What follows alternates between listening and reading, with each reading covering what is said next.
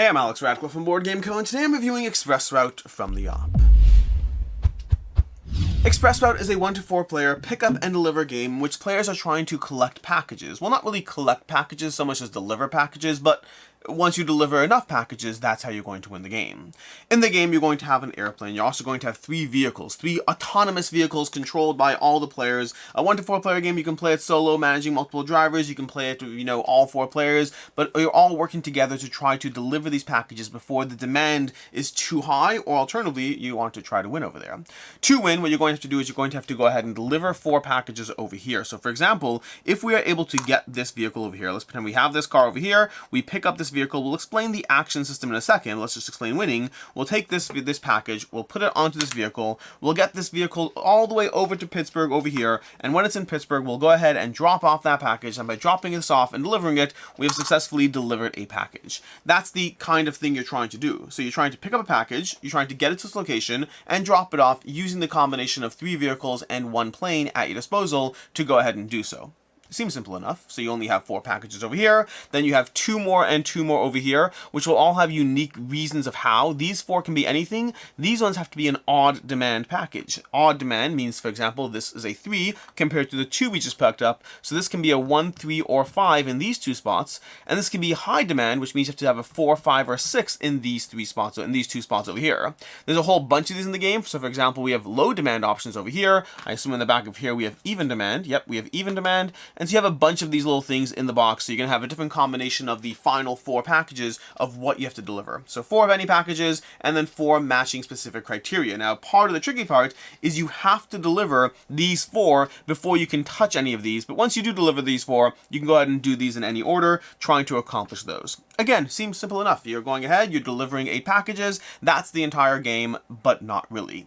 You see, in the game, you're constantly, every single turn, you're going to be revealing new packages. There's a little demand track over here explaining how you add them, but you're going to be revealing new stacks of packages that are going to be added to the board over here. So for example, we're currently on green demand, so at the start of each player's turn, we're going to add any 2 packages from active callers, replacing it from the deck. So for example, we can choose which package is currently coming in. Think of this as holiday shopping. Players are going ahead, they're trying, people, customers, consumers watching their TV at home are trying to order that thing that they want, and you're trying to deal with the active callers. And so this package over here, well, actually we released out of them on these side, you're not supposed to see that on the other side. We're going to go ahead and Atlanta. So this package is going to go ahead and go to Atlanta. Let's find Atlanta on the board. We're going to go ahead and pop it down over here and then reveal where it's going. Hey, look at that. That's going to go to Seattle. We need to get it over here. We're also going to go ahead and immediately increase the general demand by 1, 2, 3. This kind of represents, think of this as just how overwhelmed your network is, and eventually if that gets too high, how are you going to shut down? You're just going to shut down as a company. That's what's going to happen. That's called losing the game. You're going to lose the game if that happens.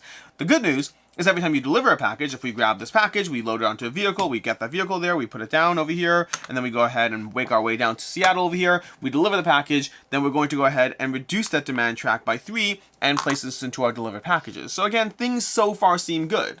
But it's actually pretty hard to get from Atlanta to Seattle. At least at the beginning of the game, it's very hard because your vehicles at the start of the game only move 1 spot at a time.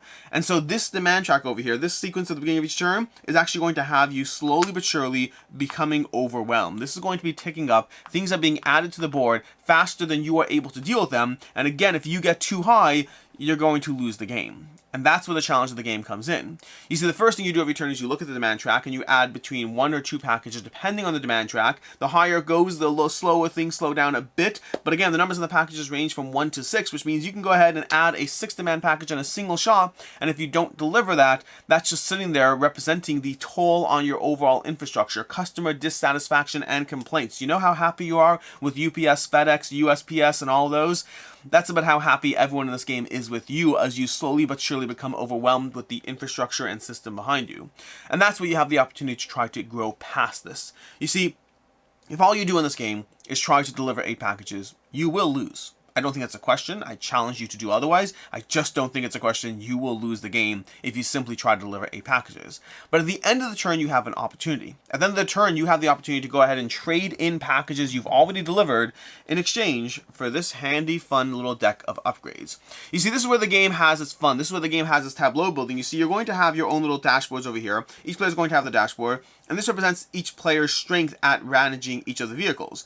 Each vehicle has a range and the amount of actions it can take for a load or unload action. So for example, right about now, that yellow vehicle, if it's trying to get across the board, it can only move one spot for every single action, and you only have 3 actions a turn. Players only have 3 actions a turn, and you can only do each action once until you earn purple batteries, at which point you can start taking actions multiple times. So for example, to get this vehicle from San Francisco to St. Louis right now is going to require moving 1, and it's going to require 4 different player turns to do so. You're going to have 4 player turns moving 1 at a time, giving up one of your precious 3 actions just to get across the board. You know what will help your economy? If you can go ahead and bump that vehicle range to 2, well, suddenly you're going to move 2 at a time, and it takes half as many turns to get across the map, and so that's where the crux of the game is. How do you raise your attributes in this game? How do you raise the various attributes of other vehicles, and also the amount of load and unload actions? Same problem. When you get to St. Louis, you can load and then unload for separate actions and separate turns. But if you bump your vehicle load up, then you can go ahead and possibly load 2 packages, or you can do a load and unload at the same time. Meanwhile, your vehicles start off with a capacity of 1, but you can unlock this spot over here, giving them a second capacity. Your airplane starts with 2, and you can bring it to 3, and so you're managing all these things you're trying to upgrade, and the way you do that is by giving in your hard-earned packages. You know that package you just spent the past 4 turns trying to deliver while slowly having demand deliver up around you? Well, now we can go ahead and take that Seattle-Washington package, we can return it to the stack, and we can say, hey, look at that. We're going to go ahead and we have different options. This one is a capacity. We can remove a lock from one of the capacity of any vehicle, but we have to give in a southeast region destination. You know what Seattle is not? A southeast region. I think this is southeast. Yeah, my math is right over here. Over here, this requires a 2 strength package. Let's see what we can find something we can go ahead and trade that in. Here we go. Seattle, Washington. We can go ahead, and right now, if we trade in that package, all players can increase their vehicle load by 1 on any vehicle if we trade this in. So we'll trade that in. We'll go ahead and choose this. We'll put it into our available upgrades, and now we have 1 less upgrade available in the deck, but our vehicles are that much stronger. These will give you the opportunity to do a few things. They'll have you upgrading the range of vehicle. They'll have you upgrading the vehicle load capacity. They'll have you removing lock tokens from the board or from here, because right now you lose if you get there, but if you bump that up, you can lose at the end of the game instead. So you give yourself a little more wiggle room, and that wiggle room does matter. You can also go ahead and remove lock tokens from here, giving you more flexibility of seeing what's coming up. These should be face down again, these should be face down, but giving you more opportunity to see what's coming up in the game. So you're slowly building up your tableau, which means, at least for me in this game, your first, 5, 6, 7 packages are not going to actually go towards winning the game. They're going to go with increasing your capacity to actually manage with the system around you. At a certain point in the game, though, you're going to think that you possibly can escalate past the slow demand uptick of the game. You'll think you get to a point where you can possibly go ahead and deliver packages, and that's where you'll try rushing the end game and see if you can get there before the demand accelerates. And you have to rush that, because the second thing trying to hold you back, the second thing that'll make you lose, is the fact that you have 24 turns to do so.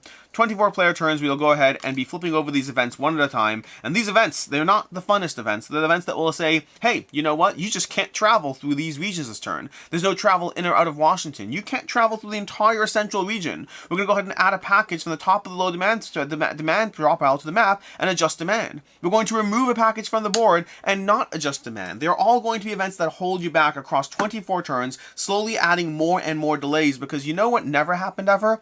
No one ever said, hey, it's a sunny day. We all just increased how fast we're moving because it's a sunny day. But you do have tornadoes, you do have storms, you do have horrible catastrophes getting in the way of you being able to actually accomplish your job in this game. And that's basically how you play the game. Few small notes we didn't really talk about, but effectively on the game, you're going to go ahead, moving around the board. The airplane can jump from airplane spots to airplane spots across the board, and they can do so with a range of 1. They can always move 1 airplane spot to 1 airplane spot. Vehicles move 1 until you can increase them to 1, 2, or 3, at which point they go 1, 2, 3 in a single shot.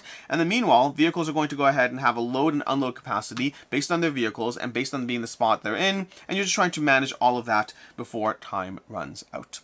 And that's how you play Express Direct from the op. Which means it's time for the review, starting off with ease of play. Overall, instructions in this were fairly clear, fairly straightforward. I think the game was well taught in the rulebook, easy to convey to other players, and plays in around an hour. It can go a little longer depending on the player count you're playing with. The box says an hour, and I think that is a reasonable time frame if you're on top of your game. But this is a game that can slow down, especially as you're trading in and trying to find that sweet spot of when to go in for the delivery. So I'd say an hour is a lower end, and it can go a little higher than that depending on the players and player count. As far as what I like, don't like, and can see others not liking, Starting off with what I like, which is the roles in the game. We didn't heavily talk about it. In fact, I don't even have them out. Where are my cards for the various roles in the game? I thought I had them. We didn't heavily talk about it, but we do have a whole bunch of player roles in the game. If I can grab these over here are going to be a bunch of roles that you have for the players, which all give you your own setup adjustment or abilities. Over here we have the driver. They get +2 speed upgrades at the beginning of the game. At the end of the turn, you may move a truck 1 space if it has not yet moved. That's going to incredibly increase your actual ability to move around the board. But then again, you also have things for like your pilot, or you have things like, your forecaster. Get again 2 speed upgrades. When drawing events, look at the top 2, so you have an opportunity to flexibility around that. We're going to have our pilot over here. You get to place an additional airport token on the map, and then you can also activate each plane control up to 2 times per turn using any battery color. So you have more flexibility of how you can manage your airlines. You have a lot of these things over here. They'll just give you various upgrades or various setup and ability things that will change the game state to some small degree. And so I just like the player roles to begin with. Secondly, from there, and along with that, I like the upgrades. I like the fact that this game gives you an opportunity to slowly try to figure out which upgrades you're going to try to get your hands on that will improve your engine as fast as possible. Do you really need that purple battery token? Because it's not an extra action. It replaces one of your silvers, but it means you can start doing things twice per turn. And especially if you've upgraded that, yellow vehicle over there, being able to activate it multiple times per turn is a good thing. It gives you a lot of flexibility to be able to take advantage of the things you've already upgraded because, listen, why not double up on the thing that you spend time investing in? And so I like the upgrades, I like the roles, and I'd say more importantly, I like the difficulty. This is not an easy game. This is a game where you can easily lose. That's the only part that's easy in this game, the easily losing. It's easy to look around at what you're doing over here and say, okay, great, we have to deliver packages. But you have to trade in every single package as fast as possible in the early game. Do not try to hold on to them. Get your engine up and running as quickly as possible because demand is going to constantly be accelerating. You will not be able to get rid of packages as fast as they are coming out, at least not at first. And so you have to get your tableau, you have to get your engine, literal engines, up and running as fast as possible so you can slowly keep up with demand and then slowly start to outpace it, being mindful of the fact that you have 24 turns from the event deck to actually accomplish your goals. And so the difficulty is punishing enough that you have to work on the game. It's not an easy game, but it's also not so punishing that you can't win. This is a game that you can win. This is a game that I have won. But it's a game where there's a decent chance you can expect to lose it on your first time unless you are playing it incredibly tightly. So I appreciate the difficulty as well. And I appreciate that push to collect packages versus cash them in. Because that push is present the entire game. Your first few actions, I wouldn't say it's a push. First few actions, it goes against your instinct, but you have to cash in those things that are your literal points of winning. Again, you only have 8 packages. You read the rules and you're like, only 8 packages? That's how I play? But then you realize if you actually go for the 8 packages, you'll just lose. You'll lose the game quickly. So you have to cash those in initially. The question mark is at what point do you stop cashing them? At what point do you think your engine is poised to go? How many turns do you have left? And how quickly and efficiently do you think you can stay ahead of the constantly increasing demand as you stop trading things in and instead go for that end game? Because if you miscall that, then you're spending precious turns not upgrading your tableau while things creep up and get worse around you. And so that tension is present in the game. So overall, it's a fairly rules light game while giving you strategically sound choices to make along the way as far as when to trade things in, how to operate, how to move forward, how to upgrade things while dealing with asymmetric pair powers, which overall makes this a fun, decent pick up and deliver experience. As far as things I don't like in the game, first of all, it does run a little long for what it's doing. I don't think the hour range is that bad, but it tends to creep a little over that. And then also, I think that a lot of the actions you're taking in the game are repetitive. This, to a certain extent, goes to my own personal preference, which is worth noting, that pick up and deliver as a mechanic for me is a mechanic that in many games I've been only okay with pick up and deliver games for that reason. I find that more so than other genres, at least for myself, pick up and deliver feels like I'm executing on tasks. Any game, you're executing on tasks, but I think the obfuscation of that helps me enjoy the experience more, and pick up and deliver feels like I'm handed assignments. Go ahead, grab that package, go ahead and deliver it over there, grab that package, deliver it over there, grab that package, deliver it over there, and you're trying, again, every game has this. For some reason, for myself, pick up and deliver is a genre where I feel that a bit more, and that's still true in Express Route. I still feel that repetitive pick up, deliver, pick up, deliver, pick up, deliver across that hour plus of play. So I think the game does iterate. I think the game gives you a tableau. I think the game gives you a challenge, but it still runs a little long for what you're doing, at least for me. Additionally, I'll say that the planes kind of felt stuck a lot. For me, and maybe I'm not playing the game as efficiently as I could be, but the planes only go from location to location, and so if you're trying to get a package from Dallas to Chicago, that is an excellent use of the plane. Go ahead, load the package, deliver it to Chicago, unload the package, done, plain, simple, plain, I did that by mistake, but plain and simple. I've enjoyed that, I've utilized that to no end. Whenever there's a direct link between locations, I've used the plane. It's very efficient for getting packages across the map. Where I personally find it less efficient, but again, I might not be optimizing as well with my load and unload and distances, is what if you need to get a package from Dallas to Detroit? What's the most efficient action there? Is it more efficient to go ahead and just have your vehicle in Dallas, pick it up, go 1, 2, 3, another turn to go 1, and drop it off in Detroit? Let's just math it out over here. So, for example, we have to pick up a package. That's going to be 1 action to pick it up. Then, assuming our car range is 2, it's going to be a second action to go 2, 1 more to go, so we're at 3 actions. Then unload, that's 4 actions to utilize the car to Detroit. But if we have our plane there, and we have our car, let's say, over here, then at that point, we're going to go ahead and have a plane deliver it, pick it up, that's 1, to fly to Chicago, that's 2, drop off the package, 3, move here, that's 4, pick up the package, that's 5, drive to Detroit, that's 6, unload the package, that's 7, unless I'm mathing it out, and maybe that's not a perfect example, maybe you have to get the car to Detroit to Chicago first, deliver a separate package, but the idea of having your planes drop off packages, because you could drop off packages not at the correct end location for the goal of having other things pick them up and rearrange it. And the action efficiency will drastically change as you have more packages. So if you have multiple packages dropped off Chicago so that your car can go there and pick them up and then head to different locations, the action efficiency will change. It's not as simple as the one example I gave. But nonetheless, throughout the course of me playing the game, I very rarely dropped off a package. I think I've done it maybe once or twice where I dropped off a package for another car to pick it up and then deliver it. Just action economy-wise, it often felt easier for my cars to just drive across the country themselves. And so I love the concept of the planes. I wish something were more present. Like even like if they had an upgrade that allowed your planes to deliver at a range of 1 away, you know, local network, whatever you want to call it, that would totally change the way the planes interact with the game. As it was, I felt that the planes were mostly unused, not unused, but mostly unused and primarily used for direct flights. And the last I'll say, the upgrades and setup for table space is a drop annoying. These upgrades, you kind of have a choice, and I recommend not the way I'm doing it now. Option 1 is you put them down over here, and then you reference them whenever you want to trade something in. That is definitely an option, not the most efficient way, for sure not your first few games. Option 2 is you go to the side of the board over here, and you start laying out every single package, ideally sorted by type as well, because there are different types and batteries and capacities and all these things, but you want to lay out every single one of these roughly, I think 24 or so upgrades on the table, so you can see all the trading costs, and that's going to be tedious as far as setup, tedious as far as table space, but more functional for the gameplay, so I still recommend you doing that. It's a slight irritation, it's just the way the upgrades are. Maybe if they gave you a cheat sheet, that would help. Honestly, a cheat sheet, a player aid would help for that. As it stands, the upgrades are a little annoying to actually deal with the process of seeing and trading things in.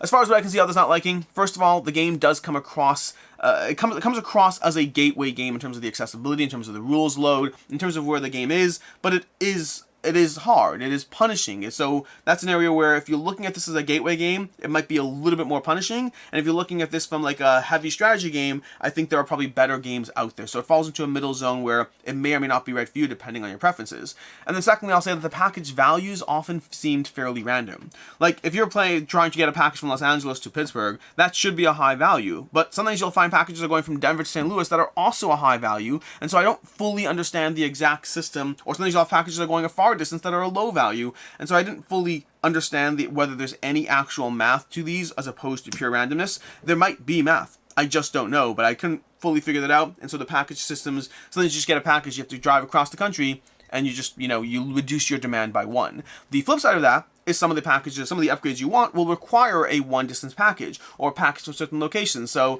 I'm not entirely sure, but they sometimes can feel a bit random.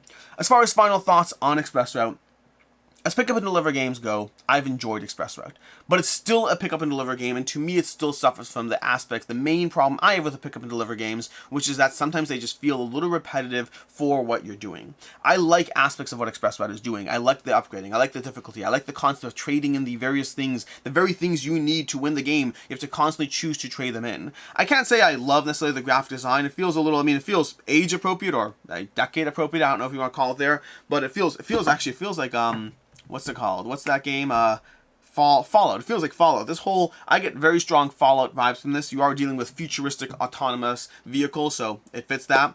but I think that overall the game does a bunch of things that I do like. And yet for me, it still ultimately feels like a pick up and deliver game with the pros and cons associated with that. For me, this is a 3.5 out of 5. If you're looking for a good gateway pick up and deliver game, I think this definitely does some good things and is worth paying attention to. If pick up and deliver isn't your genre, I don't know if this is going to change your mind. I've enjoyed this and also don't feel the need to continue to dive into it just because of the genre that it's in. So 3.5 out of 5 on Express Route. As far as other game recommendations, first of all, Pan Am from Funko Games kind of fell into a similar zone as far as the slow optimization, the slow upgrading, a little less pick up and deliver and a little more route building, but I think if you like one, there are aspects of the other that are in common that you'll enjoy about both of them. And then if you're looking for a recent pick up and deliver game that I really did enjoy because it managed to feel very different from the pick up and deliver genre in terms of the repetitiveness and managed to focus almost exclusively on the tableau building, Mistwind was a recent Kickstarter campaign that you probably can still late pledge, or alternatively, if you're watching this in the far off future, then you should just go ahead and pick that up at your local retailer or wherever. But Mistwind is a game that I really enjoyed as far as the way it incorporated pick up and deliver, as well as a different kind of route building that felt very rewarding. In any case, and until next time, I'm Alex Radcliffe from Board Game Co. I hope you enjoyed this video, and as always, I hope you have a good one.